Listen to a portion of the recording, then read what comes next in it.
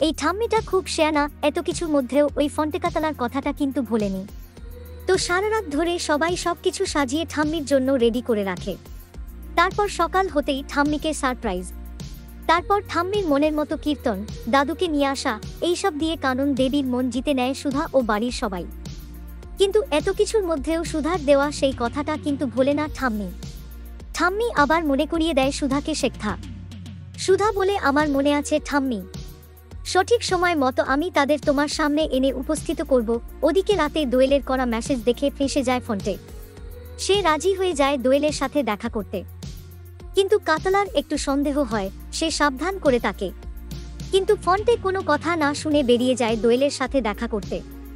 সে ফুল নিয়ে বিয়ে করতে মন্দিরে হাজির হয়ে যায়। ওদিকে দোয়েল এবং সুধাও চলে আসে। এখন দেখার আদৌ সফল হয় কিনা দোয়েল ও সুধার করা প্ল্যান। বাকি তোমাদের কি মনে হয়, সুধার হাতে কি ধরা পড়বে কাতলা ও ফন্টে? অবশ্যই জানিও কমেন্ট করে। দেখুন শুভ বিবাহ প্রতিদিন রাত 9টায় শুধুমাত্র স্টার জলসায়। এইরকম সমস্ত আপডেট সবার আগে পেতে অবশ্যই আমাদের চ্যানেলটি সাবস্ক্রাইব করে নিও।